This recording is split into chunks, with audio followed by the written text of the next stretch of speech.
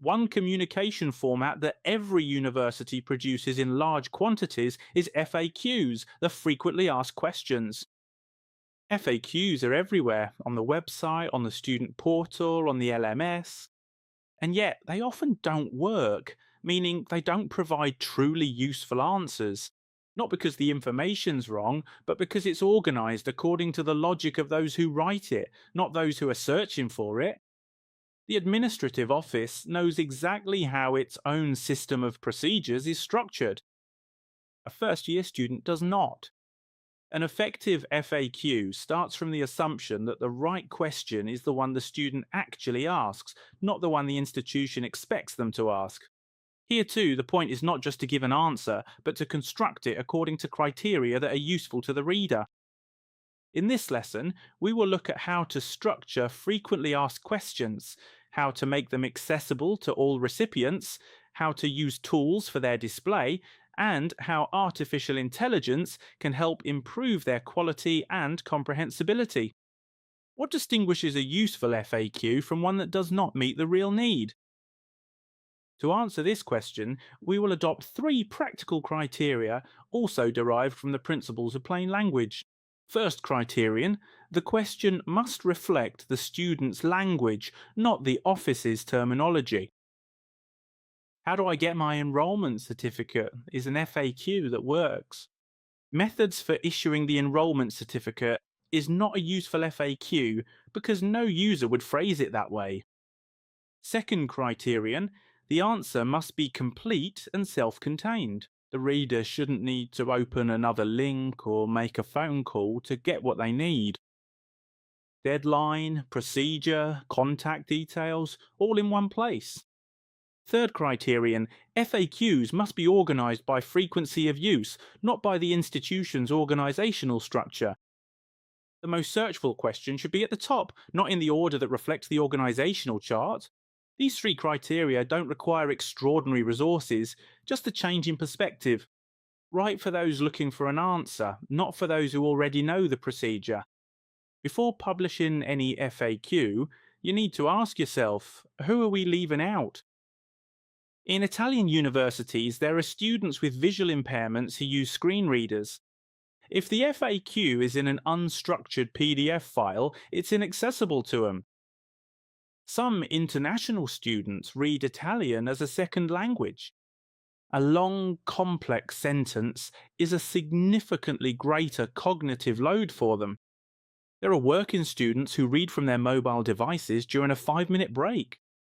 If the page doesn't adapt to their device, they give up.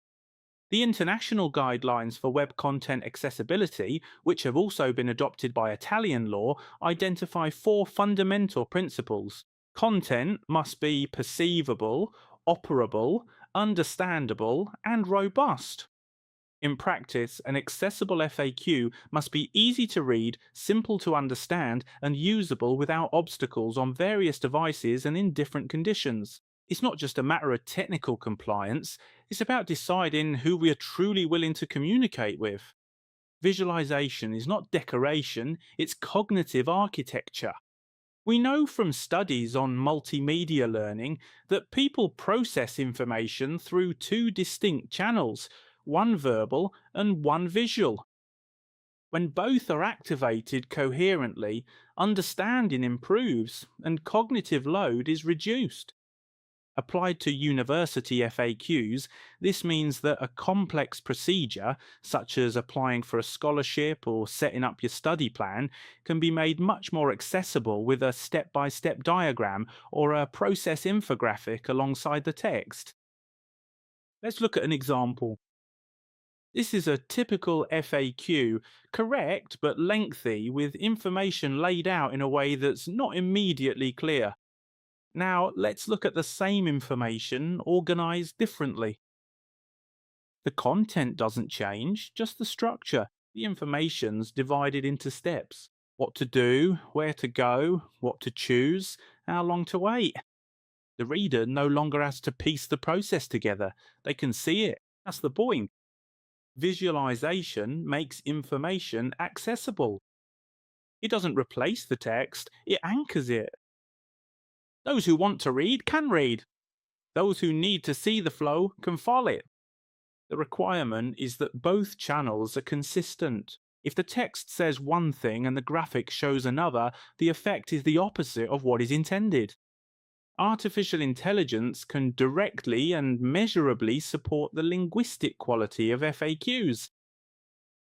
Firstly, it can check the readability of each answer by calculating the Gulpes index, or by flagging sentences that are too long, passive constructions, unexplained specialized terminology, and can align the answers with explicit quality criteria. Secondly, it can adapt the register for different audiences. The same answer about an administrative procedure can be rewritten in plain Italian for first year students, in basic English for international students, or in a more structured form for official documents. Thirdly, it can identify terminological inconsistencies between different FAQs from the same university. An office referred to in 3 different ways on 3 different pages is confusing. The limitation, which we already know, remains the same.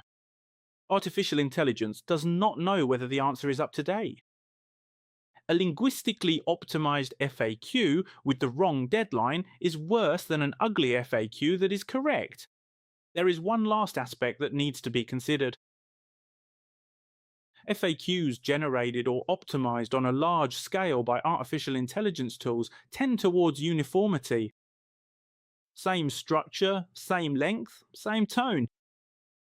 This is an advantage for consistency, but it can become a problem when the FAQ concerns particular situations. The student with a disability who needs a specific pathway, the international student with a complex administrative situation, the case that does not fit into the standard procedure. In these instances, communication quality is not measured by Gulpes index alone.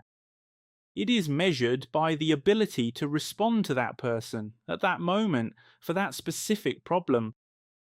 Artificial intelligence helps to scale up the communication quality, while the professional relationship manages exceptions. Both are needed. Knowing which tool to use and when is the skill we're building. Let's try to sum up this lesson.